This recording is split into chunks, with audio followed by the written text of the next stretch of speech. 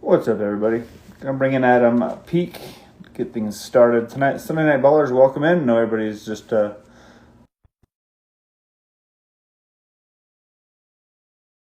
we'll bring Adam in. Welcome aboard. Appreciate y'all being here. There's Adam. What's up, buddy? How you doing? Yo, I wore How you doing? everything I could that was green tonight. I don't have any Eagles stuff, but I was definitely whoever the Chiefs are playing, that's who I'm going to pull for in the Super Bowl. So, Did you hop on that bandwagon at halftime or before the game? my dad grew up in Philly. I had a Randall Cunningham jersey. I feel like that at least somewhat qualifies me to be. I I have a lot of Allen Iverson shoes. I've seen Nice. Okay. Rocky. I feel like I have a few cards. I ate a Philly cheesesteak for my meal during the Super Bowl. Yeah, that was a brutal game. That was. I mean, that was. It was Yeah. My phone. wonderful I to had my watch. phone. I had my phone plugged in right now because it was so boring. I was just on my phone the whole time, which is normally not the case during the Super Bowl. So, It was bad. anyways, yeah, kind of a crazy week, right? I mean, there's a lot to get into. We got Coach Beh from Murray. He's going to join us here in about 15, 18 minutes to talk about the Murray Spartans, which that's a team that you and I have kind of been talking about over the course of the last month, and obviously in your new rankings. You definitely gave them a little bit more respect than maybe in weeks past for good Yeah. reason. But we're going to talk about them. I love their draw in the 4A tournament. So we're going to bring him on, talk about that just a little bit. We're also going to talk about the 3A state tournament. Man, I mean, if Judge is healthy, gotta love what they're looking at, right? But that's the big if right now. I've had so many people messaging me like, "What's going on with Judge?" Like players of other teams that are wondering who's going to be there because they know that if guys like JJ Pathking's not in there, that definitely changes the dynamic. But we'll have to wait and see Yeah, but what listen, that I looks mean, like. But I'll give a big shout out to the guys on Friday night. Third game in 4 nights at American Heritage, senior night at American Heritage. No JJ, no Dang. There's a sophomore named Miles who's been playing a ton on the varsity team. He was out. AJ was in foul trouble, fouled out. Longar was in foul trouble, fouled out, and they had the ball with to win the game in regulation. They ended up losing in overtime, but man, those boys battled. They locked down on defense. So, I mean, I don't know. I don't even have like an inside track, and my son plays for the team. But you're right. I mean, I think we can get into it when we get into the 3A stuff, but yeah, it's more than just the JJ show at Judge. I'll tell you that much right now. absolutely. I mean, the biggest thing with him is that when you have a talent like him, he's so hard to rein in as far as like from a defensive standpoint. Like, what do you do, right? Like, Correct. and what I've really liked what they've done is put him on the block a little bit more than I've seen him in the past. When you get him in the open floor, he's just so tough because he's so fast and he's a really good pass.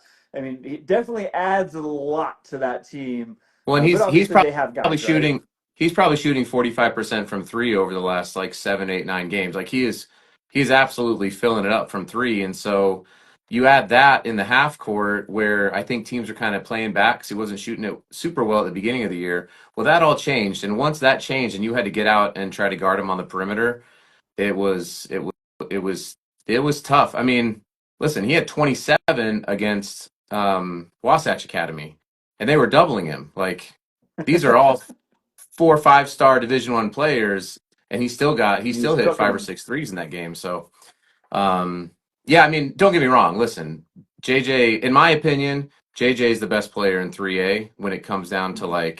like who in 3A has a chance to obviously he's going to go play Division I basketball, but like get paid to play basketball. He's 6'5" and he's a point guard. Like Yep. so, but at the end of the day, when he's not there, there's still a ton of dudes. Like Mhm. I mean, Majok had 40, I think, in the 34 or 40 the next game that JJ was out. So anyway, I we don't like have to keep talking about that, but I or we like it. can. I don't care. No, we'll get into it just a little bit. Let's start with your update on 6A. Let's start there. Obviously, last week we kind of held off on 5A, 6A, but I want Yeah. to start with 6A hoops. Let's talk about 5A. If you have comments or questions and you want to put them in the chat, go ahead. We'll try and get to those.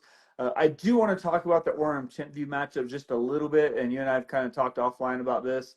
I want to get your opinions on some of those things. Again, obviously, we kind of all know what happened there, but I do want to talk about it just a little bit. But let's go ahead and start in 6A. Obviously, a lot of movement. Obviously, last week with a couple of upsets. But let's talk about it. Who do you got in your 6A power rankings this week? So I updated 5 and 6A to 7 teams because it seemed, I mean, rightly so. I was getting a lot of flack for like team 4 and 5. And honestly, I was like, I'm literally like, I don't know.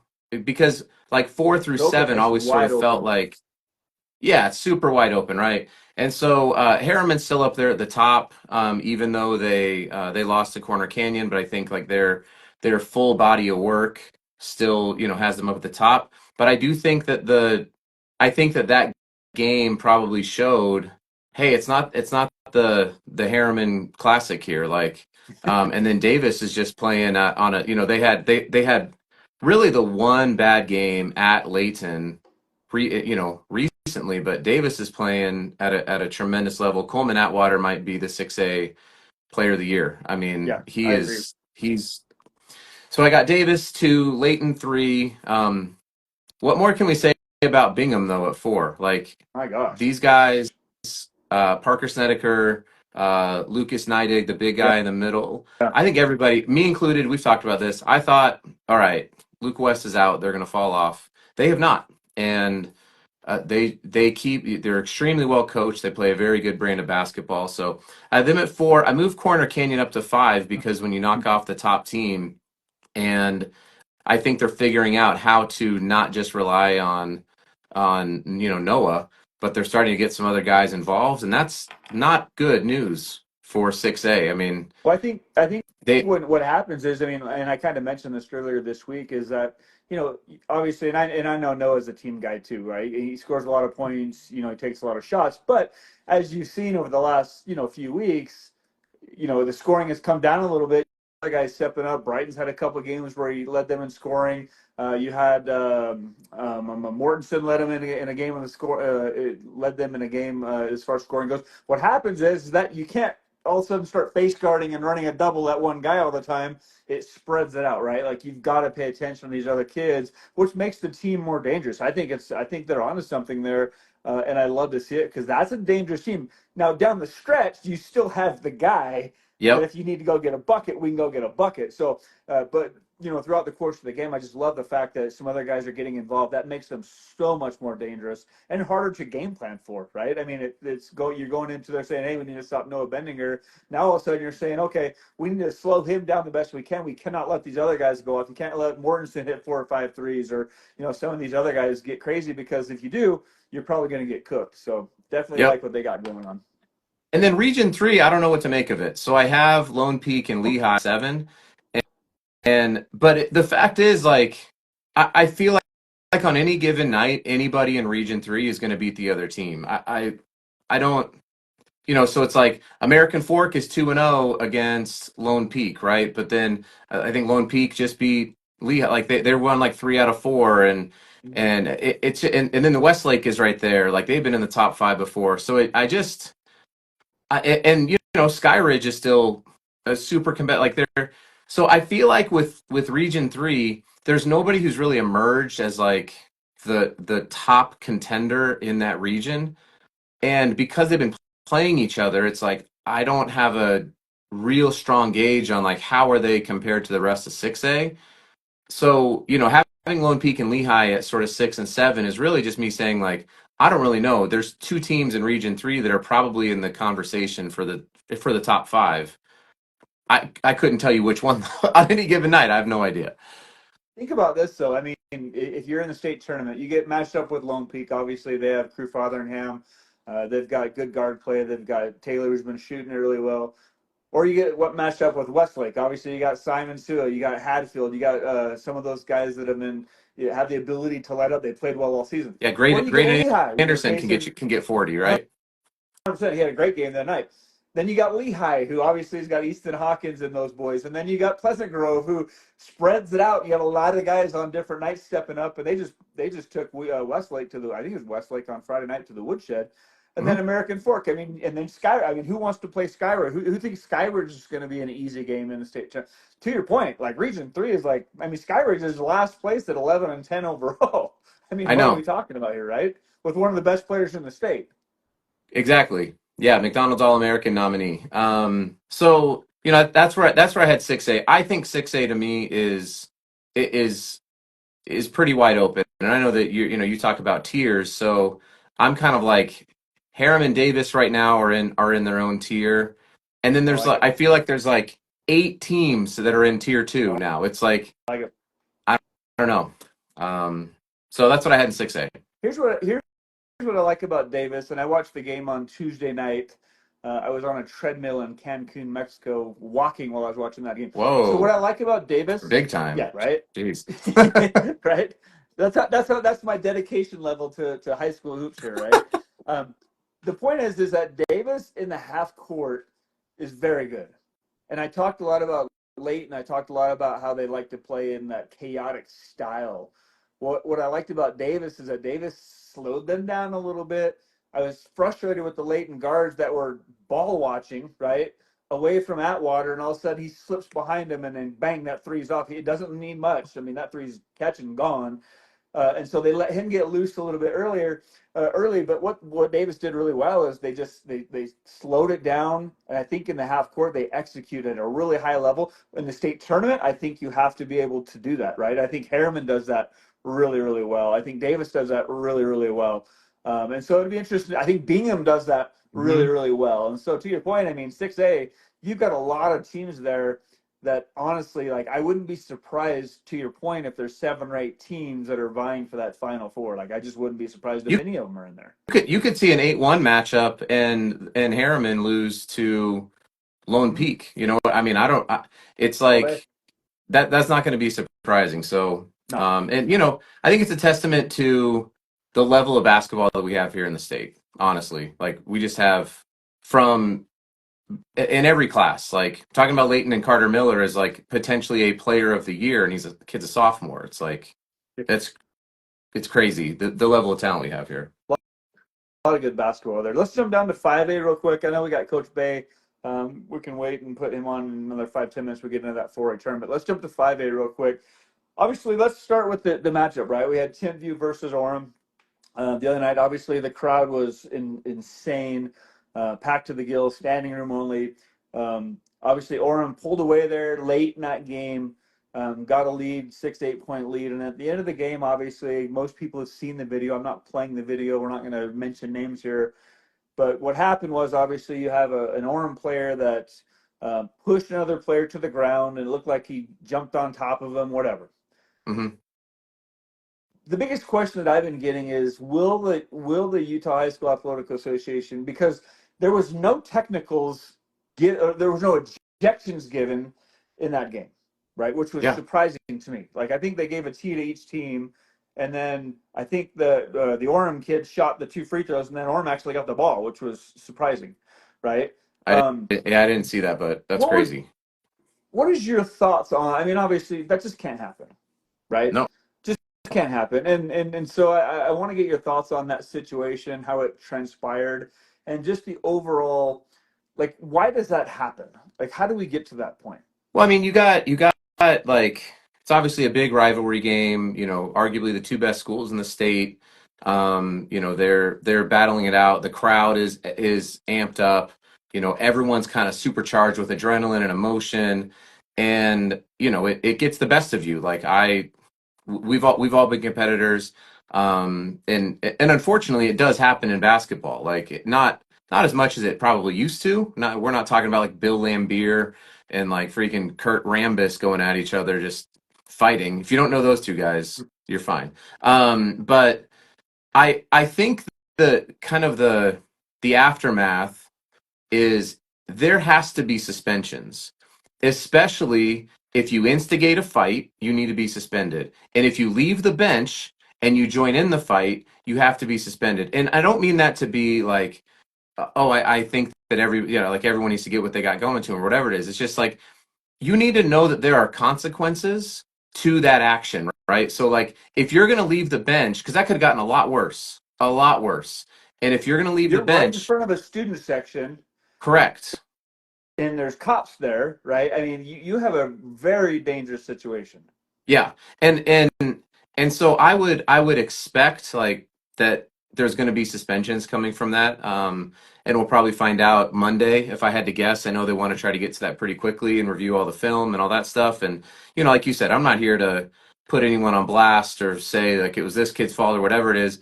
Like that's not the point of this. It's just like from a general principle standpoint, you have to let people know, hey, if you're going to instigate a fight, there's going to be consequences, and if you are going to leave the bench and jump into the fight, there's going to be consequences.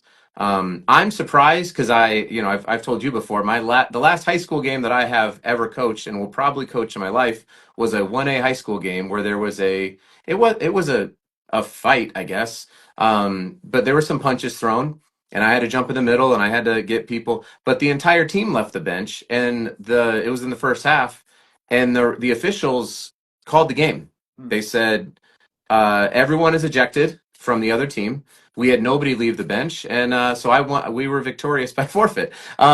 So I wasn't like celebrating that we won, but it was like if that was the consequence at 1A basketball, nobody really knew about that, right? And there was still a consequence. Like, so to me, it's like we have to be consistent. UHSAA has to step up. They have to review it, and I would expect there to be Something. some something has to happen. Yeah. I'm with you on that, right? I mean, obviously, Timpy's entire bench left, right? Which I think from the rules, I was trying to look it up. I think it's a one game mandatory, right? But I don't know what the consequences are. I really couldn't find anything specific as far as instigating the actual physical confrontation, We right? had a kid. We had a kid get suspended for 2 games, 2 games. and then we had another kid who got suspended for 1 game, and involved in their roles. And I don't know what happened with the other team, but yeah, it wasn't good, and I expect something to happen.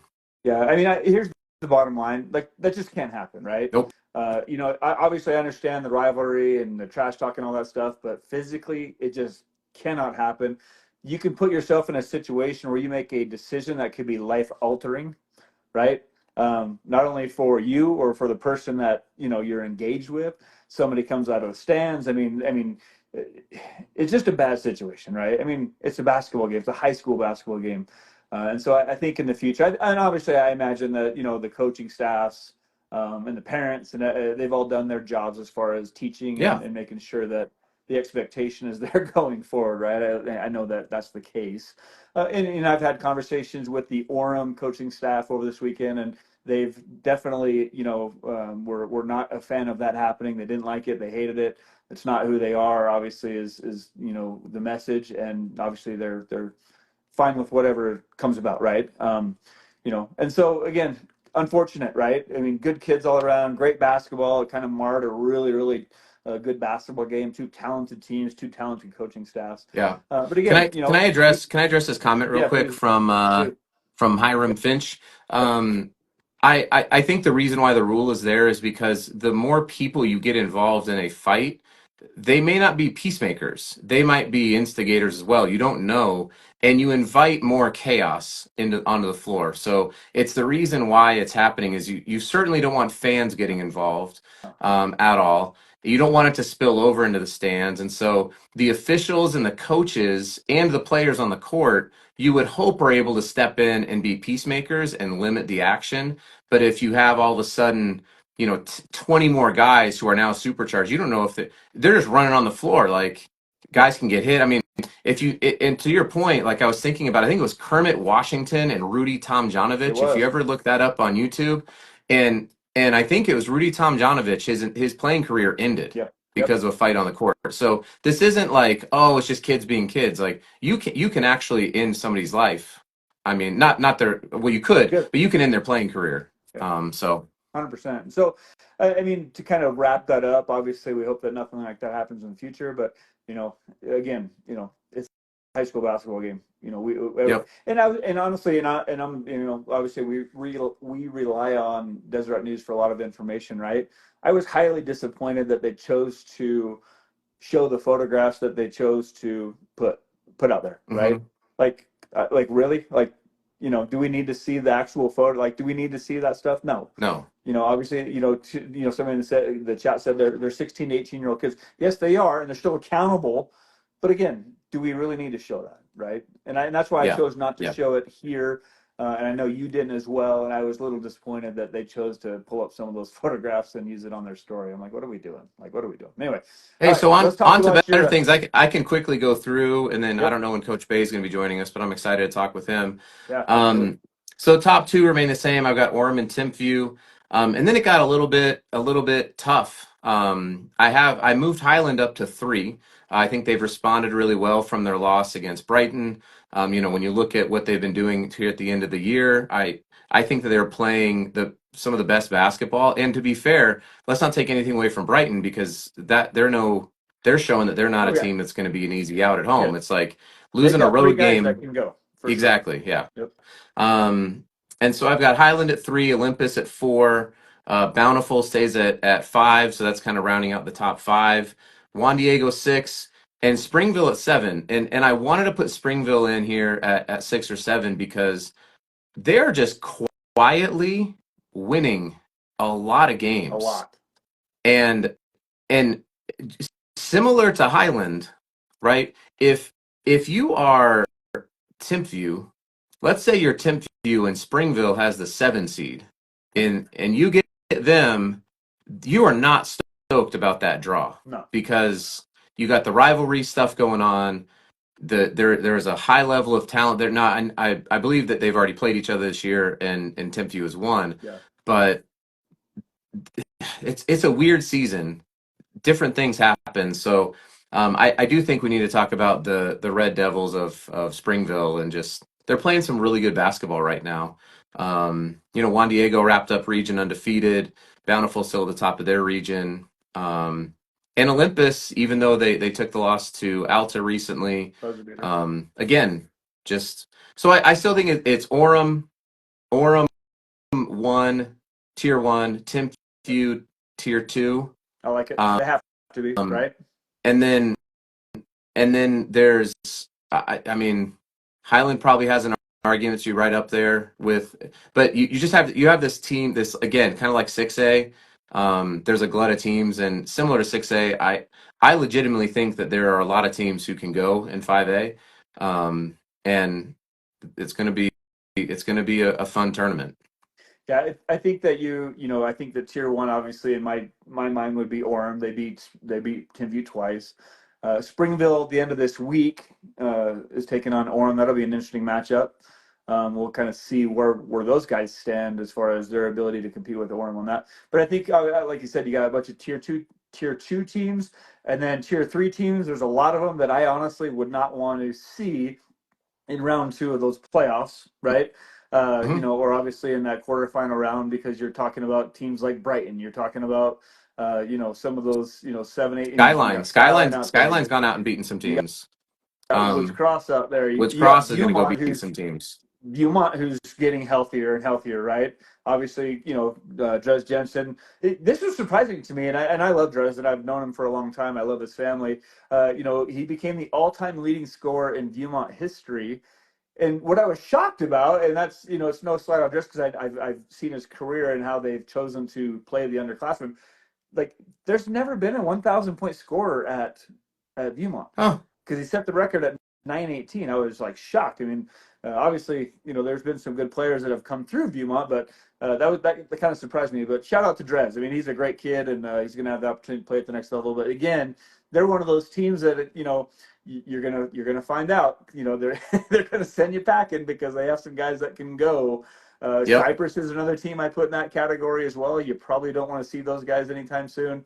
And so again, tier one, obviously, Orem's the class of that. Then tier twos, you got your Springvilles, your Timpviews, your Highlands, and I think tier threes. Yep. There's a lot of them. It's going to be a fun tournament. Both 5A and 6A is going to be fun to watch. And you're going to look at some of these the results, and I think you're going to be like, wow, okay, didn't see that coming, or or not surprised. There's going to be some interesting results on those. It's going to be fun. Yeah. Really Hey, fun. can I get my 3 minutes now, so that we can have plenty of time with Coach Beh? Yep. Because I loved. If you have not seen Wait, the are you Hoop trying to throw me Diaries, under the bus about what I said? Tell yes. people what I said. I loved your hoop diaries with Sadler Yes, Barnes. Everybody should go check it love out. Sadler it. did a great job down at Milford. And the 1A bracket isn't quite out yet, but I think it's really cool because like schools like Tintic, like they get two big wins. They hadn't beat Tabiona in years. They hadn't beat I think it was Wendover, maybe it was in years. So it's just cool to see, like especially in these smaller communities, people really enjoy, and rightly so. They deserve it, right? Like if you're going to go out and do your work. So I thought that was pretty I'm cool. still not 2A going though. to Rich County, Utah. I've been there. I've driven through there. I'm not the only way I'd go through there if it was around the 4th of July. I can pick up some fireworks in Evanston, catch a game, catch a game on Listen, the I way to think Bay I think Lake. Rich has the goods. They played They're Panguitch good. last year. They played Panguitch last year in the championship, and I think that Rich has. I think the Rebels have the goods to take down the Bobcats. Yeah, And possibly. then in 2A, there's a couple teams in kind of the Salt Lake and Utah County with American Leadership and Roland Hall. They're the 4-5 seed. They played a game that went down to the wire. And I would be careful if I were ALA because I think Roland Hall is going to be able to. They're going to come. They know I think they got a good game plan. So, I cool. I mean these smaller they work just as hard. They put in the time, and I think it's fun. That's why I keep doing the rankings, and I go through their records. I look at who's doing what. Like I don't just make it up. I'm also not watching the games live stream. Just so you I know, I tried don't to have that sort of find time. some of them over the week. I tried to look some up. I was trying to check out Oh my guys down in Milford. But I ended yeah, up with dude. like Milford somewhere else. So I got some heat today about. I made a comment, a slide about 1A basketball because I was so bored during the Super Bowl, and somebody got on me, not from Region 20, it was from one of the other regions, and so it was a joke. It was a joke. We do It's cover fine. 1A basketball. 3 minutes is what we gave, right? So let's keep it moving. No, I'm just kidding. I'm just kidding. Actually, I love Sadler Barnes and what he did. Those guys down there were great. I thought it was really hilarious because he was out there golfing, and I swear the wind was like Dude, 500 what are you miles doing an hour. golfing, bro? Yeah. Get out the golf course. There's nothing positive that's going to happen from that except for you losing a bunch of golf balls. Dude, that was like West Texas tornado winds they were out there playing in. I I felt was like I like, was watching somebody in jeez. Rawlins, Wyoming. It was so bad. It was It was so bad. bad. Freaking Rollins, Wyoming. Over there once. Never again, Rollins. I don't even stop Not a good place. I don't even stop for food there. I'm like I'm giving no money to to Rollins, Wyoming. The only way you pay for anything in Rollins is if you're driving in a snowstorm and they shut the gate on the highway and you get stuck in Rollins. You're either sleeping in your car or you're sleeping in the Flying J in one of the shower stalls. I mean, those are your options there. There's not much in Rollins, Yeah. that's for sure. All right, let's talk about 4A basketball. Obviously, the tournament came out. I actually do have my bracket filled out. I printed it out. I filled it out. Whew, man, it's going to be a good one. I'm I excited for know. this one. Um, but I want to bring on, I mean, you and I have talked about Murray quite a bit this year, as they've kind of moved along. Obviously, they've got, some of their guys back. Beh is back. And they're sitting at 10-2 in region play behind Cottonwood, who's 11-1, 15-8 overall. So let's go ahead and bring on Coach Beh real quick. We'll talk about their situation this year. See if we can summons Coach Beh, Murray Spartans. So thanks for tuning in on Sunday Night Ballerz here. See if we can pick them up. What's up, Coach? Hey guys, how you doing? Doing good. How you doing, Coach? Not bad, not bad. Hey, Looking so forward to this week. tell us about It'll be fun. tell us about your season so far. Obviously, you've dealt with some injuries along the way, but the guys have responded. They've stepped up when they didn't have full strength, and they've played really well. You got them in position. Talk to us about the season. Yeah, we've had ups and downs. We've had some losing streaks. We've had some winning streaks. I'll say, we're adjusting our schedule next year. We got into that Olympus tournament, and Coach Workman had kind of set that up for us, which I appreciate. He gave us a great schedule, great test.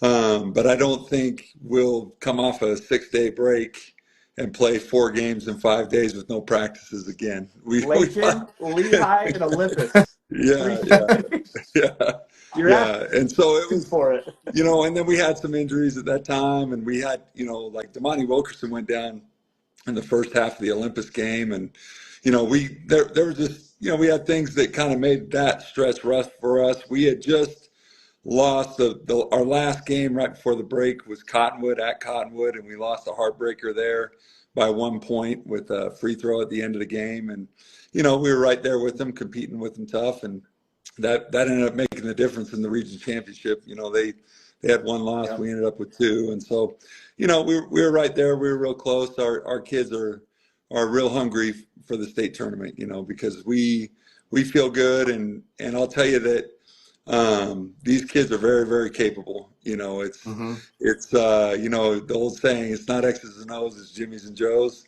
And we've got some Jimmys and Joes, so we got guys that can play. And, we got a guy that's going to play football at Utah State. He's signed a scholarship with Utah State, Sam Brousseau. So we got a D1 guy on our team, and he's 6'9", and whatever he weighs, it's the right amount to play football, so he can kind of move guys around. And if you see him play, he's kind of a crowd favorite. Everybody loves to watch that guy because he's a big dude and he can Yep. move, so he's fun to watch play. And then we've got four seniors who start, who I think will all probably play at the next level next year. And I'm just really fortunate to have the guys that I have. It really is. That's at the end of the day, players win games. And that's kind of what they've been doing. Hey, Coach. So two things that I think are really awesome about what you're kind of building there is at the Great Western Classic, you found me and you were like, "Hey, I need to tell you," and it was like, "Let me tell you about these players. Like, can you come?" Like, you really are an advocate for the players, and I think I even tagged you on a post because I didn't get the players, and you were like, you responded, you were like, "Hey, here's the players' names. Like, can you please make sure that they get their shine?" I think that's really it's really evident not only that you want the best for your players, but then the other thing I thought was cool was at the Cottonwood game that I was at Murray, which was a crazy cool environment. I'd never been to a game there. Hey, I'll tell you this, Just that's the best gym in the state. You're not going to find a better gym in the state than Murray High's it, gym. it was cool. It was really cool. And so there was the play. It was a pretty critical play where I don't remember the two players, but like they tried to do an alley oop and it was a disaster. And I actually recorded it and I was like, I don't know that I want to share this, And I but AJ posted will. it. so he so he put it up.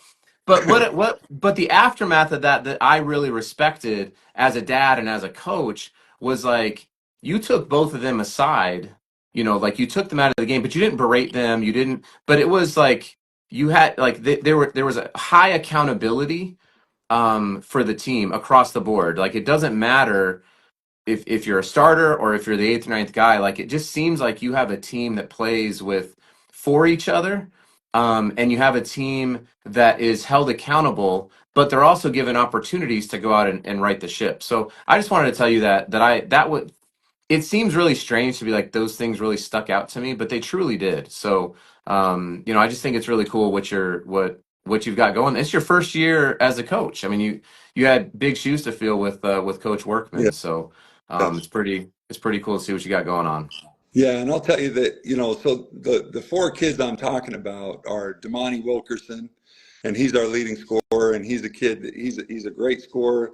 He's got a lot of interest from programs at the next level, and he's going to play. And then we've got Caden Nelson. He's, if you saw him play, one of the most athletic kids in the state, and he's really kind of embraced what we're trying to do this year, and he's changed his game to kind of fit our style of play, which, as a coach, you can ask a kid to change their style of play and change the way they're doing things. And then they're still talented enough to be on the floor, and maybe they don't kind of do exactly what you're asking, but that kid has really bought in and he's done a really, really good job. And, you see he's just kind of a game breaker. He makes crucial plays. And then another kid, the longest kid in the world, he's got the longest arms and the best hands, and he's just kind of our do-it-all guy. He is a defender that can defend on the ball, and he can also protect the rim. He's just outstanding all over the place, and he finishes great in transition. He shoots about 99% on a one-footed floater Yeah. in the lane. Like he's uncanny, his ability to do that. And then the other guy we got that's a senior is Ethan Davies, who he's, I don't know if you know, but he's the nephew of the Johnson brothers. Yep.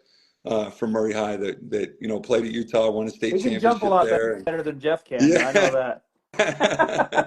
Well, and I know, so you know Jeff really well because your son's playing with his son. Yep. And, like Ethan is, he's our anchor. He's our rim protector. He finishes for us. He rebounds. He kind of does it all. And he's a kid. He didn't get a lot of varsity time in the past. And so it's hard for a kid like that. All of a sudden I'm throwing you out on the court and we're asking to do things in crucial games. And he really, where he really shone the brightest at the beginning of the season was against Highland, and gosh, I'm losing the big guy's name at Highland. Soren. Soren, yeah, Soren Reese, yeah. So Soren, he tried to dunk on him one time, and Ethan caught it, and it was like Ethan protect that rim on one of those dunks, and it was a beautiful thing. And so he got kind of thrown in the fray right at the beginning. He's just responded great. So, I'll just say those four guys, I really think they'll all be playing at the next level. We'll find out where they end up being, but the state tournament's a great place for them to kind of showcase what they can do. So we hope we make a run and they get a chance for coaches to see them play in that environment. Love it. We'll get into the draw in just a second, Coach, but I want you to talk on, obviously Isaiah was out with an injury earlier in the year. You and I talked about, his situation, but did it allow some of these other guys to maybe get comfortable and figure out maybe, how they want to play? Like you talked about Damani and how they kind of had to elevate their game a little bit. And then the way Isaiah plays, he fits in so well with all the rest of the guys. He fits in seamless with those guys. But was it critical to have that time where those other guys had to shoulder the load a little bit? And obviously, what's that going to do for you as we head towards the state tournament here? So we started playing Isaiah at the point guard this summer. That's kind of where he fit the best with this group of guys because we got guys that can do a lot. And I'll just say what it did allow us to do was build depth at that point guard position. So we had a kid, Nash Hinckley, that was starting for us at the point, and now he's not getting nearly as many minutes as he was getting, but we tried to go in there and play that spot. That's really the biggest thing. Isaiah, last year, he was, as a sophomore, he was kind of the guy, if he touched the ball, he's going to try and score. That's kind of was the mentality, and that's what he was asked to do. And we asked him to do different things this year, and so he'll still score the ball, but his main job is to get the ball up to our athletes in transition. So those kids I was talking about, Ethan Davies, Caden Nelson, Trace Wilson, Damani Wilkerson, those guys can all go. And so it's like it's not a situation where he needs to make a great move and a great pass where the kid just catches it and finishes it. It's like you got to give it up to as far as you can, let those guys make plays. So we're not asking Isaiah to be a playmaker. We're just asking him to get the ball ahead. That's it, because those guys will make plays themselves. And so that's been kind of the nice thing for him is like to kind of slide into this point guard role. It's not like I'm asking him to turn into John Stockton. He's getting, I think he's averaging like, I don't know how many assists he's averaging. He's averaging way more assists this year than he was last year. Yeah, but he's got way more hockey assists this year than he does assists because he's giving the ball up to guys like Damani, Trace, and Caden who just they make plays themselves, and so he doesn't have to make all the plays. So, that's been the really nice thing. And he's still, he had an injury and he's still recovering from it. The doctors have cleared him to play, but he's not quite the athleticism isn't all back yet. We kind of the way that works is usually in the off season that comes back, and as you're starting to get into playing shape and trying to play during the season, you never really get a chance to get back 100% athleticism. He's safe to play, but so we're not asking him to do a whole bunch of crazy stuff, because we got guys, because we don't need to, frankly, we got these other guys that are great players. And so that's where I'm really fortunate, as a coach. Like I said, we got Jimmys and Joes. Yep. Yeah, but Obviously, Coach, I would say the thing though that I think is still really critical because especially when we start looking at a state playoff run is getting out of transition is great. We were just talking about this earlier, kind of going through 6A, but the thing that all those guys have is in the half court when the game gets a little bit gritty and grimy. You know, you talk about like Trace being able to go get his own shot, Damani can go get his own shot, Isaiah can go get his own shot, Caden can go get his, like you've got guys who when there's 10 seconds on the shot clock and you need to go to a pick and roll, you have action that you can get into. And I think that's the scary thing for 4A is you've got an 11 seed here sitting there in the bracket with a whole bunch of dudes who can go. It honestly it does remind me a little bit of Judge last year. Judge was a 10 seed, but everyone was like, what's happening here, right? Like Mhm. that's just it's just one of those things. And so that's what I think I love about your team is you guys compete defensively, you talk a lot, you've got shooters, you've got a good complement of players, and then you've got a guy when if you need to go get a bucket, Isaiah can go get you a bucket. And I'm not saying Yeah. he's the only one, but I saw it in the Cottonwood game. He had a little stretch there where he just kind of was like, "Yeah, we're not losing this game," and you got to have somebody on the team who can do that. Yeah. Well, and I'll tell you, any one of those guys can do Agreed. that. And it's definitely, that's and when you talk about defense, we're actually a defensive team. That's Yep. our whole identity, and that's been our identity all year. We play man-to-man defense. You're not going to see us play a zone. We don't, we don't do anything fancy, but yeah, I mean, we try to defend, and that's kind of our challenge of our players is like each one of us has to remain connected. And I appreciate you saying we talk because I don't think we talk enough. So No coach my does. No coach ever my, does. my, Never my gets players old. will appreciate you saying we talk because I always tell them we don't talk enough. And Yeah. and the thing is that if we're communicating and we've really got the athleticism to switch, and so it just really helps us play that man-to-man defense. Yep. And so that's who we are. We're a defensive team, and we got guys that can score, but by no means, I really feel like every single one of those kids, and I'm mentioning kids. There's other kids that are playing too that I'm not mentioning names. Every single one of them has embraced the challenge of playing man-to-man defense and competing. Coach, I think that Adam and I need to get the most credit for this run that's upcoming because we've been on the Murray bandwagon for quite some time here. I think Hey, we've been out way ahead of this, but I know that I know that you're not going to sit there and say, hey, we're looking ahead to the semis and all that. I know that that's not how you work.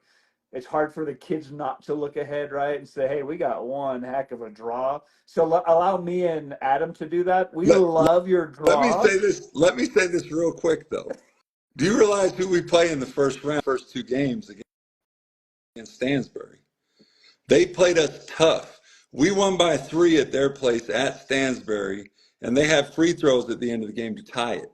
They had 3 free throws, down 3 at the end of the game to tie it. And we ended up winning that game. And then at home, we were down 2 at the beginning of the fourth quarter. This team, Coach Dastrup, I don't know if you guys have talked to Coach Dastrup at all, Peyton Dastrup. He's got those kids. They lost to Conwood. They were down 2 at halftime against Cottonwood. I think they were down like 5 at the beginning of the fourth quarter. I think they lost by 7 at Cottonwood. Those kids, that is a dangerous, dangerous team. Nobody wanted to play. I'm telling you, nobody wanted to play those guys. And so we really do. I promise you, that team can go. They You're got a big guy. They got guards that can shoot it. They can You're go. gonna make us look bad. No. With all due What respect to Stansbury. I would They expect can nothing go. less from you, Coach, to be I, to be already fully engaged and dialed in, and I don't want to make you prognosticate on what Yeah, happens. okay, I so my question appreciate that. was this, Coach: how do you get your guys to take this one game at a time? Like, how do you keep them locked in? That's where I was going because I knew you weren't going to go where I wanted you to go, right? Giving Where I've been giving going. Say, hey, bulletin I'll board see you guys in the material. final. I'll see you guys in the championship, right? How do you get them Yeah. locked in? How do you keep them locked in game by game? Because again, to your point, you could get stung, right? And that's kind of the theme of this year's entire state. Well, and I'll tell you, so like our region this year, we lost to Hillcrest and we lost to Cottonwood and we beat everybody else. But we had tough games against Tooele. We had tough games against Stansbury. We had a tough game against Jordan. Like all these teams competed. They competed. And so we've already kind of been prepared for this where, we could be looking forward to the Cottonwood game. We could be looking forward to the Hillcrest game. We could be looking forward to the playoffs. Tooele, was that score right? Did Tooele beat Hillcrest on I Friday? think so. Yeah. Yeah, I mean, Tooele beat Hillcrest, and we beat Tooele. Our last game at Tooele was a tough game. Like they almost got us at Tooele. So I mean, and a lot of those things is kind of that. That's what we've been talking about. I've got a picture of General Akbar from Star Wars. You know who General Akbar is from Star Wars? The guy who says it's a Yeah. trap. Coach, You know Yeah. that guy. So you know what fool's gold is? Because we've been talking about some of these teams and how they. Do you know what fool's? yeah, Just kidding. We're not going to go Yeah. there. Hey, but Yeah. here's the deal, Coach. We appreciate you coming on. We're going to let you go. okay. Great. Best of luck on the way in here. Obviously, both Adam and I like what we see as far as the draw goes. We know it's going to be game by game, but man, there's some exciting matchups coming around. I just, how do I not look forward to a Ridgeline Murray matchup and possibly a Provo Murray or Green Well, Canyon Murray Ridgeline's the final? only team that's beat Green Canyon this year, right? I know. I mean, So, they're there's good. some And good stuff coming. Hurricane's really good. And if we were to get there, we got to play down at Hurricane. And I don't think we're going to bring 200 kids with us down there. So I mean, they're going to it's that I understand the idea of there being hey, that looks like a good match. I know one of our players messaged and said, "Oh, I like Murray.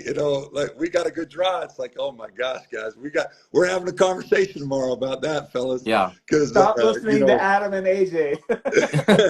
Because I'm gonna call it Hurricane because I got the Colorado State hoodie on, and because I'm not a Utah guy and I say words correctly, Hurricane. It drives me crazy. I Anyway, agree. I'll get All off right. that. Well, hey, Coach, we let me just appreciate say, you. I appreciate the fact that you guys are on here promoting kids, promoting the game. You guys are really doing so much.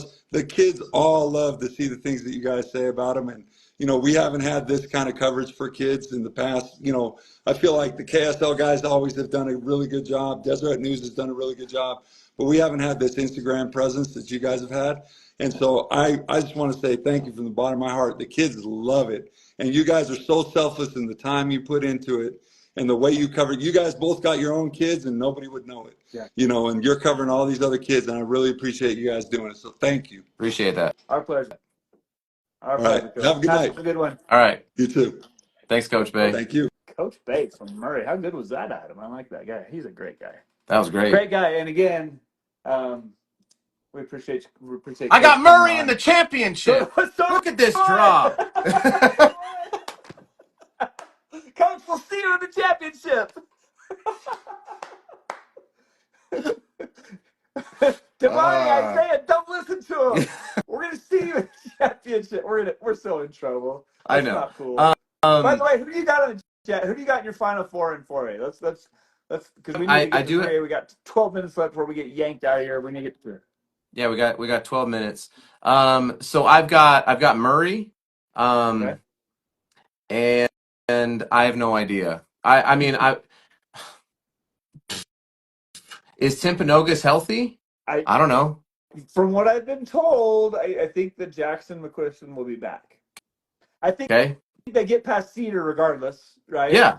And then you're But looking at a matchup against Provo on the 15th, which is 6 days from that's Friday night. I think he'll be back by then. I mean, I would probably say Murray, Green Canyon, uh, Cottonwood, I think, because I don't know how good Dixie is, and similar to and the other one like Payson. The sad thing is honestly in 4A is that the bottom left quadrant with Green Canyon, Timpanogos, and Provo, those are three teams that I would probably have in a Final Four potentially with someone like Murray. And so I'm gonna say Cottonwood, Crimson Cliffs, Murray, and Green Canyon, and then Like it. Green Canyon and Murray in the championship. Okay. I like it. I like it. I like it. Yeah. So here's an upset special for you. Yeah. Somebody asked me, is there anybody above a 12 seed that can make a run? I'm gonna put Skyview to beat Logan. I'm gonna put Skyview to knock off Dixie, and I know Tyson Forsey. I saw him on here a little bit. He's gonna be mad at me for that because I like Tyson. Skyview is gonna get the win on the road down at Dixie. Bro, that's a And then Long drive. Skyview obviously is going to get thumped by Cottonwood. I think that's the way I it wouldn't shakes say out there. obvious. Listen. I watched Skyview beat Judge, fully healthy That's. Judge. They I think I said this. Don't judge me on my wins. Judge me on my losses because I had so few, Adam, and that's straight out of the Wolf of Wall Street. If you're yeah, wondering. but the that's pretty funny. Mountain View sitting there in Desert Hills at 15 and 18. Okay, so I'm Can going to show they? you my little. I got Mountain View knocking off Desert Hills, and I know we got a loyal Desert Hills following here, but Mountain View's got some talented They kids do, on that squad. and and So then does Desert Hills, but yeah, that's a toss up. it's a weird draw, honestly. But yeah, those are give me Cottonwood. Who do I say? Cottonwood, Green Canyon, Crimson Cliffs, and Murray. So I've got Cottonwood, I've got Payson, I've got Murray, and I'm going to throw one out to you. I'm going to go Provo over Green Canyon for the upset special. And I don't even think it's an upset. I love the way Makai Allen is Yeah, playing right yeah, now. There's nobody playing better in the state of Utah. I think he's a difficult matchup because he always has the ball in his hands. He's explosive. I think he's coming off a 38-point night. The thing I worry about Green Canyon is it's been a while, right? It's been a while since they've felt defeat. I mean, it was a couple weeks ago against Ridgeline, but that was it, right? The only other game all season that's been relatively close, I think, was the 1 point game at overtime at Morgan. So Green Canyon and Provo is a straight toss up. I'm going with Provo in that one just because I've kind of jumped on the Provo bandwagon. I know I'm going to catch all kinds of heat, but that's all right. That's why we do this, right? I've got yep. Murray and Provo in the champion. And I'm my guy, Coach Beh. I'm gonna roll with Murray to cut down the nets. The 11th seed, kind of like Judge. I like that comparison. That's nice. Thank you. Obviously, we're always subject to change, though, right? Obviously, yeah. Because I will with like that's why I'm like I need to know is Timpanogos healthy because that's my hesitation with Provo is like that's going to be a tough road to go through Timpanogos and then go through Green Canyon. So I don't know. I think 3A if we want to talk about that Yeah. for the last few minutes. The It was interesting because the RPI is so strange. It really is. And I don't know how to fix it. But you look at like American Heritage wins region, beats Judge twice, and ends up with the 8th seed. With a winning record. I mean a better record, and they get the 8th seed because of the RPI. I think because the strength of schedule. But the strength of schedule thing is also a bit skewed because it doesn't take into like you could play a bunch of 6A teams. Yeah, we played Wasatch Academy. Like that that's equivalent, by the way, whatever Wasatch is. Let's say they're 16-4 because they've been playing Montverde and the best teams.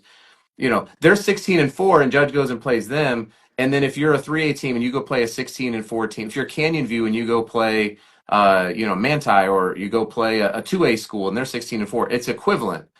And somehow you got to be able to figure this out, I think. But so I've got. Uh, I I think I think Richfield, but I wouldn't be surprised to see Grantsville. Interesting. And then where it gets really interesting is so I think South Summit is going to be in the semis. Yep. And I do not know what's going to happen with the Morgan American Heritage quarterfinal. That is Morgan's got to be like what do we have to do? Like this is our draw. We're going to get American Heritage likely in the quarterfinals. And then South Summit on a neutral floor. Yes, it's not Right. at Morgan. This is at UVU. And you got to beat them for the third time, which is never easy. Nope. So I still think Morgan's going to win. I think it's going to be Morgan and Judge in the championship. That's my prediction. Because I do think that Morgan has they can go, but Morgan has to go through potentially American Heritage. They got to go through South Summit again. Beating teams 3 times in a row, especially that are really skilled, is tough. Yeah. And so it's just that's how the RPI worked. I don't know. I'm with you. I I've got Morgan and Judge, and obviously a lot of it comes down to how healthy is Judge, right? And I think Yep. I'll reserve my pick on that one to see how that plays out. If JJ and those guys are playing in the tournament, then obviously that maybe will sway my decision. Sanyon said that obviously they're not going to risk a kid like JJ's future on a scholarship over a state tournament. And I love that. I respect it, and I agree with Mm-hmm. you. I think that's great. He's looking out for his kids, which I love. But if he is playing, and I know he wants to play, from what I hear, from what you're hearing, obviously that changes the game a little bit. Well, In and that Dang has missed 4 yeah, games, but he was back in the gym, I guess, today working out. So he's obviously a huge part of Judge's success, and so not having the two of them for the last couple games really let some other guys, I think, step up. So it could be really good come tournament time, honestly. I like it. Um, What are your but thoughts on the region reruns? And we only got a couple minutes here. Somebody asked that earlier today. What are your thoughts on? I think the region rerun thing is ridiculous. Like, I was looking at the draw in 5A. It's like, okay, you got a team like a Woods Cross that could play, a region team in the first round. And then obviously the way it stacks up is that if you win, you're going to play Bountiful for a third time. Or, you see that in a lot of different places where you're playing the same region. I hate that. I was like, yeah. we don't want, let's go play other teams. That's what makes it fun. Your thoughts? Yeah, I mean, I don't know how you correct for it, All other right. than just saying like you can't have it. But yeah, I mean, I wouldn't be excited to do that because it's the other teams, like everyone knows each other's plays, they know what's going to happen, and yeah, obviously if it happens in the championship, Oh, then yeah. great, you earned it, right? Surprise Or the championship. Yeah. semifinals, Yep. yeah. But yeah, and kind of the first few rounds, it would be nice if there was some sort of filter that it passed through, like you got a team that's 17 or 18. It's like, well, let's flip them because they weren't in the same region or Exactly. whatever. But Yep. Exactly. um, yeah, that would be cool. But neither you or I have the time to go into the UHSAA RPI selection committee, I don't think. Is there a committee, Um, or is it just somebody that no, it's some just the secretaries? computers. It's just the I've computers. never tried. Which honestly, it would be actually kind of cool to have a human element to this. Just be like, hey guys, listen, can Let's we move just this. all like can we all be really clear here? Like, this team's the third best team. These guys are the second best team. I know it says that they're the 10th, but like, what are we doing here? Let's put them more Because than it's that. honestly not. It's honestly not even fair to the other Yep. teams. Um, I agree. how so? It's fool's gold. Adam, thanks so much. Appreciate you guys. All right. Appreciate everybody jumping on here. Tell us what you think. Obviously, we're here every Sunday throughout the playoffs. Excited to get things going. Provide you all that 1A coverage that we're going to be providing you. Remember, if we get to 4,000, which I don't know if that's going to happen by the time the tournament rolls around, but it could, right? You never know. You never Yeah, know. We make it start happen, out our everybody. 1A hoop game. Get AJ to 1A hoops game. I Milford. love it. I actually looked on the schedule for Monday and Tuesday because I'm going to be down south, and nobody plays. Oh, So there you go. Right there you go. That was your chance. tough We got break. Hoop Diaries coming this week. I got Kobe Forker from Roy getting that one all put together. So another golf video. What's up with these kids golfing in the middle of winter time? Next week, next Anyway, next week though, Sunday Night Ballers. We're gonna hopefully get Armstrong on from Dean love it. Makes Stuff. It's great. Love Yeah. it. He's so talented. Love that kid. All Yep. right. Have a good one, guys. We'll catch up with you next week. Keep with us throughout the week. We'll have all kinds of coverage. So, Adam, thanks very much. We appreciate you, and Yep. we'll chat with you soon. Thanks, bro.